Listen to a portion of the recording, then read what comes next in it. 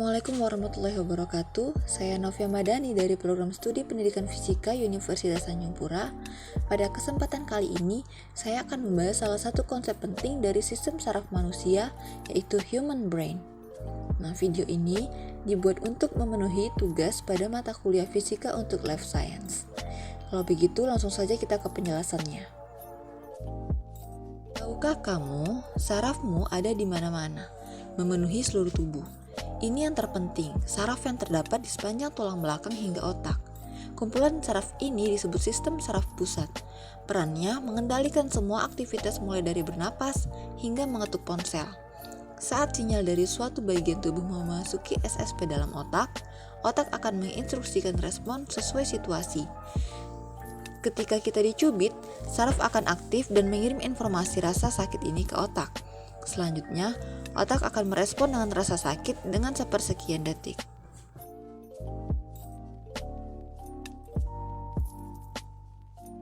Jadi, apa itu otak manusia? Otak adalah organ vital dan kompleks yang dilindungi oleh tengkorak dan selaput otak atau meningers. Otak ini terdiri dari sejumlah jaringan dan miliaran sel saraf pendukung serta terhubung dengan sumsum tulang belakang. Bersama dengan sumsum tulang belakang dan saraf, otak menjadi pusat perintah dan sistem saraf manusia. Sebagai bagian dari sistem saraf, otak memiliki banyak fungsi penting. Organ ini mengontrol semua yang terjadi di tubuh seperti pikiran, ingatan, ucapan, perasaan, penglihatan, pendengaran, gerakan lengan dan kaki, serta fungsi organ di dalam tubuh lainnya, termasuk detak jantung dan pernapasan.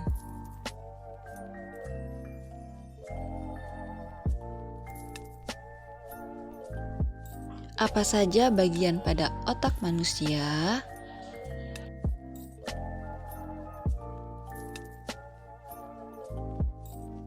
Otak terbagi ke dalam 3 bagian utama, yaitu otak besar atau cerebrum, otak kecil atau cerebellum, serta batang otak. Bagian-bagian otak ini saling bekerja sama untuk menjalankan sistem tubuh. Namun, ketiganya memiliki fungsi spesifik yang masing-masing berbeda. Otak besar atau cerebrum adalah bagian terbesar di dalam anatomi otak manusia. Fungsi otak besar adalah mengatur gerakan dan koordinasi gerakan emosi serta pembelajaran. Nah, cerebrum ini terdiri dari 2 belahan, yaitu otak kanan dan otak kiri. Masing-masing belahan cerebrum terdiri dari 4 bagian yang disebut lobus otak. Keempat lobus tersebut adalah lobus frontal, parietal, occipital, dan lobus temporal. Lalu ada otak kecil. Cerebellum atau otak kecil merupakan bagian otak yang terletak di bagian belakang dan di bawah lobus occipital. Fungsinya untuk menjaga keseimbangan serta mempertahankan postur tubuh. Lalu ada batang otak. Batang otak manusia terdiri dari 3 struktur, yaitu otak tengah, pons, dan medula oblongata. Batang otak mengatur fungsi tubuh seperti detak jantung, tekanan darah, dan pernapasan.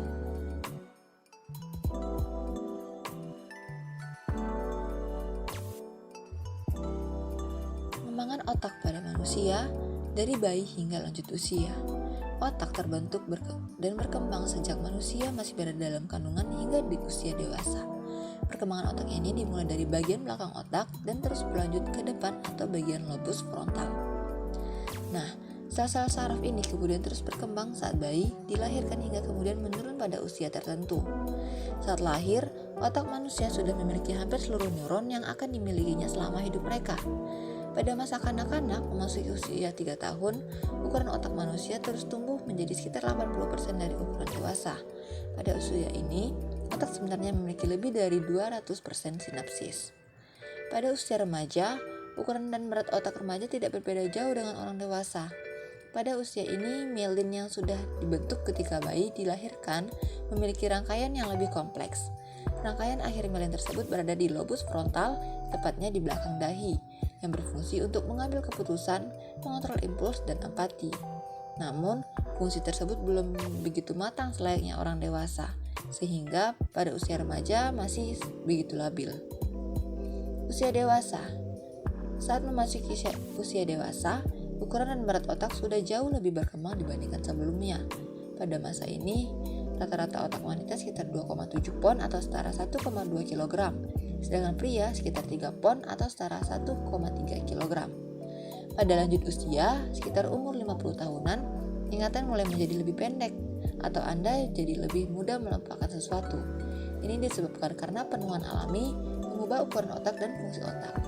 Berkurangnya kemampuan otak sepenuhnya disebabkan oleh kematian sel-sel otak atau sinapsis. Otak akan menyusut dan risiko berbagai penyakit terkait dengan otak akan terus meningkat.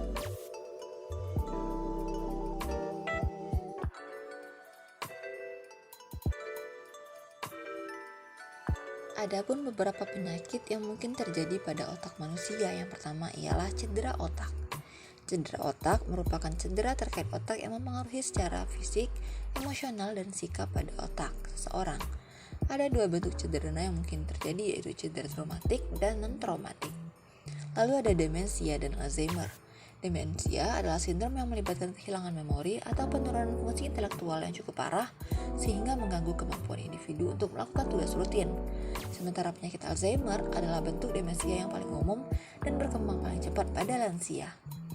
Lalu ada Parkinson. Parkinson adalah kelainan otak yang menyebabkan tubuh gemetar atau tremor dan kesulitan berjalan, bergerak, dan berkoordinasi. Lalu yang terakhir ada epilepsi, yaitu kelainan yang terjadi ketika aktivitas otak menjadi tidak normal dan menyebabkan kejang sehingga kehilangan kesadaran. Itu saja penjelasan yang dapat saya sampaikan mengenai human brain. Semoga bermanfaat. Assalamualaikum warahmatullahi wabarakatuh.